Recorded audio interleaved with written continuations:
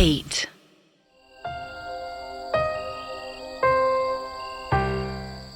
धरती फटी और उन दोनों के पांव के नीचे की जमीन जैसे खिसक गई।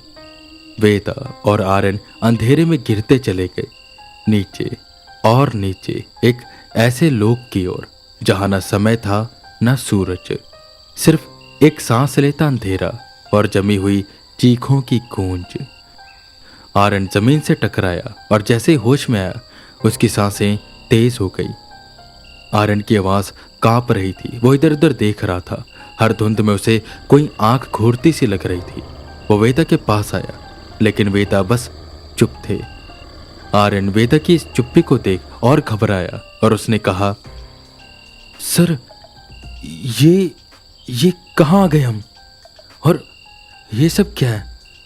मुझे कुछ भी साफ साफ दिखाई नहीं दे रहा, पर यहाँ पर कोई तो है। सर, ये किसी बुरे सपने की तरह लग रहा है। लेकिन वेदा के चेहरे पर डर नहीं, बल्कि एक शांति। सर, कुछ तो बोलिए। ये जगह अजीब है। यहाँ पर सांसें भी भारी लग रही हैं। हम किस जगह पर हैं और ये धरती कैसे फट गई? और आप कह रहे थे मैं उससे पहली बार मिलूंगा तो डरूंगा नहीं।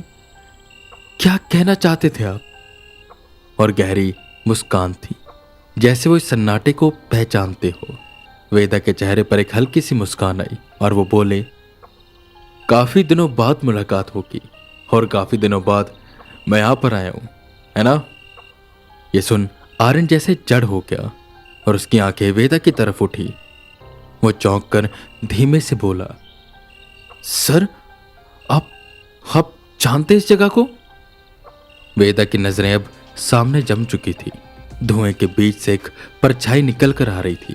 भारी कद, लंबी आंखें, एक डरावनी मगर परिचित मुस्कान।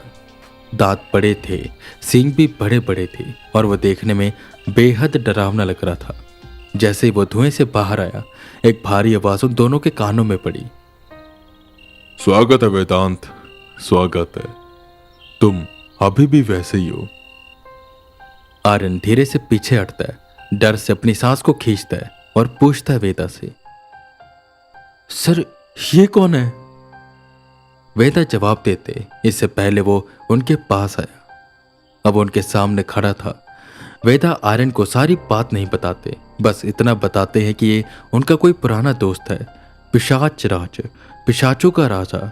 इतनी देर में पिशाच राज आर्यन की आंखों में झांकते हैं और कहते हैं, मैं कौन हूं इससे तुम्हें फर्क नहीं पड़ना चाहिए। मैंने तुम्हें या कहीं वेदांत को बचाया है, इससे फर्क पड़ना चाहिए। अगर मैं ना आता वक्त पर तो अब तक उन परछाइयों में से एक परछाई तुम दोनों होते। और वेदांत, मैं देख रहा था और सोच रहा था कि कब वो दिन आएगा जब मैं तुमसे मिलूंगा, क्योंकि मुझे तुम्हें कुछ बताना है या कहें चेतावनी देनी है। एक जरूरी बात है। कोई है वेदांत, कोई है जो तुम्हें देख रहा है, जो हर पल तुम पर नजर बनाए हुए है। तुम्हारी हर हरकत पर उसकी कड़ी नजर है। आर्यन बहुत घबराया हुआ था, पर जैसे उसने सुना कि पिशाचराज बता रहे हैं कि वेदा पर कोई नजर बना कर रखा है, वो वेदा के लिए चिंतित हो जाता है और पूछता है, सर, कोई देख रहा आपको? मतलब जो मैं शक था वो सच है? कोई है जो हम पर नजर बनाए हुए है? पिशाचराज धीरे से कहते हैं, जैसे कोई राज खोल रहे हो। हाँ, कोई है, कोई ऐसा जो मुझसे भी ज्यादा ताकतवर है।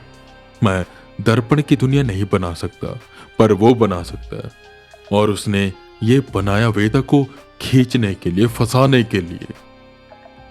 वेदा चुप तो थे, पर उनकी आंखों में डर नहीं था, बस एक सवाल था, कौन? पिशाच के चेहरे पर चुप्पी सी तो आ गई, पर उसके वो बड़े बड़े दांत देखकर आर्यन पसीने से तरबतर हो रहा था। ऊपर से आसपास से पिशाचों की आवाजें उसे और भी ज्यादा डरा रही थी। पिशाचराज की कही गई वो बात है। वेदा ने फिर से पूछा कि कौन है वो, जिस पर पिशाचराज कहते, तुम दोनों यहां पर ज्यादा देर नहीं रुक सकते। मेरा काम था तुम्हें बचाना, मैंने तुम्हें बचाया। अब मैं तुम्हें उसी मंदिर के सामने छोड़ दूंगा। सीधा मंदिर के अंदर चले जाना, बिना यहाँ वहां देखे, और अब हर रात को मंदिर में बिताना।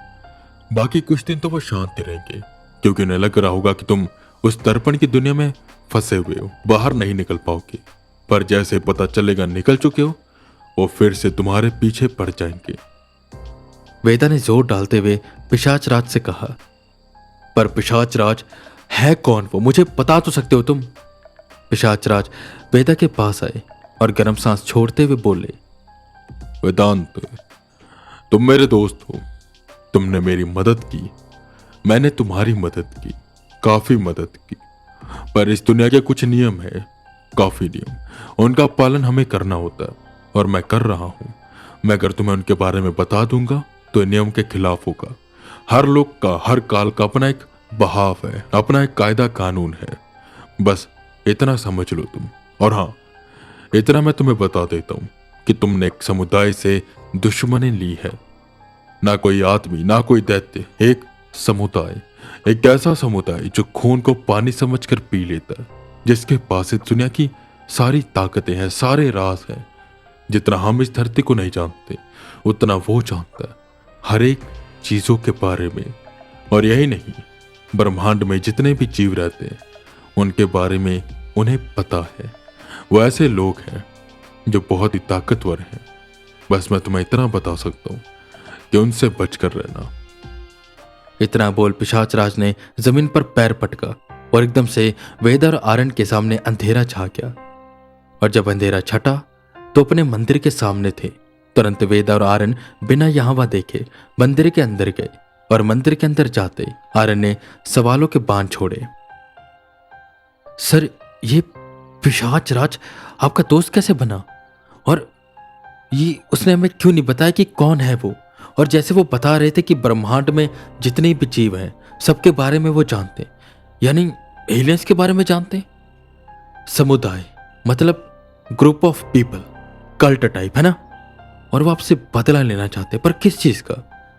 कहीं वो ऐसा कल्ट तो नहीं जो इस दुनिया को चला रहा है? मतलब काफी कॉन्स्पिरेसी थ्योरीज हैं, कहीं ये वो तो नहीं? वेदा काफी देर सर पकड़े बैठे रहते और एकदम से बोलते, आर्यन, मैं नहीं जानता, मैं कुछ भी नहीं जानता। और रही बात पिशाच राज की, तो बहुत पहले मैं एक गांव में गया था। वहां पर वो थे, उन्होंने मुझे चोर समझ लिया था। एक उनका कोई पत्थर था जो चोरी हो चुका था, उसे देवा ने चोरी किया था। क्योंकि हमारे शरीर पर कुछ ऐसे निशान हैं जो कॉमन थे, तो उन्हें लगा मैं वो चोर हूँ। खैर, मैंने पत्थर ढूंढने में उनकी मदद की, उन्होंने बाकी चीज़ों में मेरी मदद की। याद है एक बार 100 माइल्स के वक्त तुम और राजन जब आए थे, मंदिर फैक्ट्री में लड़ रहा था, तब ये भी मेरे साथ थे। ये बहुत ही ताकतवर है, पर वो बंधे हुए, वो नहीं बता सकते, और हमें खुद ही देखना पड़ेगा कि कौन से लोग हैं। आर्यन, हमें शादी कैंसिल करनी होगी, पहले से निपटना होगा। जिस पर आर्यन बोला, सर, कार्ड्स छप चुके होंगे अब तक, तो मुहूर्त निकल चुका है, बस कुछ दिन और। वैसे भी हमें कौन सा बहुत बड़ा इवेंट करना है, मंदिर में शादी होगी, 1-2 दिन का काम है बस। तब तक हम साइड बाय साइड देखते रहते ना कि कौन है ये। पर सर, शादी तो आपको करनी पड़ेगी। वेदा का मन अभी भी पूरा मान नहीं रहा था, पर आर्यन की बातें भी कहीं ना कहीं सही थी, और वो फोर्स भी बहुत कर रहा था। तो वेदा उसकी बातों को समझते हैं और मान जाते हैं।